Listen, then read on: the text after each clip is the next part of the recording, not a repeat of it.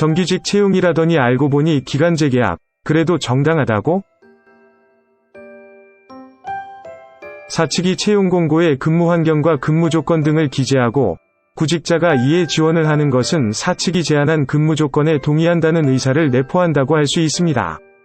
이는 사용자와 근로자의 구인활동, 구직활동이며 실제 근로계약이 아니라는 사실은 대부분 아실 것이라 생각됩니다. 구인 공고에 특정한 근무 조건을 올렸다고 할지라도 면접 과정에서 근무 조건이 조정될 수 있으며 당사자 간 합의에 따라 서면으로 작성된 근로계약서만이 법적 효력이 있는 근로계약에 해당합니다. 이런 경우 구인 공고와 달리 실제 근로계약에서 기간의 정함을 둔 것이 정당한지 여부가 쟁점이 된 사안인데요. 노동사건의 경우 그 개별적인 상황 조건에 따라 어떤 법률이 적용되는지 등에 따라 결과가 판이하게 바뀔 수 있다는 점을 유념하셔야 합니다. 근로자가 임금 인상 등을 요구하며 근로계약 체결을 스스로 거부한 것으로 당사자 간 근로관계는 근로계약 기간 만료로 정당하게 종료되었다고 판정한 사례가 있었습니다.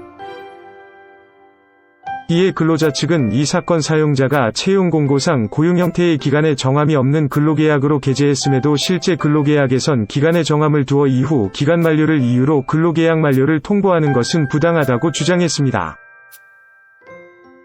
이 사건 사용자 측은 이 사건 근로자와 면접 당시 일정한 기간을 두고 근무 상황을 지켜보기로 했으며 이러한 합의는 근로자의 자유로운 의사에 기반한 합의였다고 주장했습니다. 또 근로계약의 정당성은 채용 공고문의 근로조건이 아닌 실제 근로계약 당사자 간 체결한 계약을 근거로 해야 하는 바, 채용 공고문과 최초의 근로계약서와 사용자가 제시한 갱신 근로계약서는 같음에도 근로자가 임금 인상을 요구하며 근로계약 체결을 스스로 거부한 것으로 이 사건 근로계약은 근로계약 기간 만료로 정당하게 종료되었다고 설명했습니다.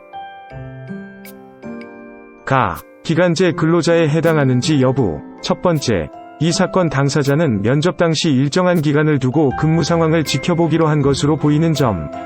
두 번째, 채용 공고상 고용 형태의 기간의 정함이 없는 근로계약으로 게재하였으나 근로관계는 양 당사자의 합의에 의한 명시적 또는 묵시적 근로계약에 의해 성립하는 것이며 근로자는 근로계약 기간이 일정 기간으로 명시된 근로계약서의 내용을 확인한 후 서명하였고 해당 근로계약서 작성이 사기 또는 강박에 의하여 이루어진 것이라 볼만한 사정은 확인되지 않는 점 등을 종합해보면 이 사건 당사자가 작성한 근로계약서는 처분 문서로서의 효력을 갖는 것으로 근로계약서에 기재된 대로 이 사건 당사자는 기간의 정함이 있는 근로계약을 체결한 것으로 봄이 타당함. 해고가 존재하는지 여부. 첫 번째, 근로자는 기간의 정함이 있는 근로계약을 체결하였고 근로계약의 갱신은 채용 공고문의 근로조건이 아니라 체결한 근로계약의 근로조건으로 판단하는 것이 타당해 보이는 점. 두 번째, 근로조건에 있어 채용 공고문과 최초 근로계약서, 사용자가 제시한 갱신 근로계약서의 기본적인 동일성이 인정되는 등 근로조건이 상이하다고 단정할 수 없는 점. 세 번째, 사용자가 근로자와 근로계약 갱신에 의사표시를 하였음에도 근로자가 임금 인상 등을 요구하며 근로계약 체결을 스스로 거부한 점 등을 종합해보면 당사자 간 근로관계는 근로계약 기간 만료로 종료된 것으로 판단됨. 개인 상황에 따른 법률 자문을 구하는 것이 쉽지 않을 뿐더러 노무사, 변호사와 상담을 받는다고 하더라도 승소할 가능성이 어느 정도인지 명확한 답변을 어려운 것이 사실입니다. 이러한 분들을 위해 강력하게 추천드리고 싶은 서비스가 파시블러입니다. 파시블러는 부당해고 전문 노무법인이 제작한 리걸 서비스로 약 10만 개의 판례 빅데이터를 토대로 개인 맞춤화된 승소 확률을 무료로 제공하고 있습니다. 노무법인 로엔이 함께하겠습니다. 이 분야의 경험 지식을 다수 보유한 전문가의 진단과 조언을 받아 해결책을 마련하는 것이 현명한 방법인 바.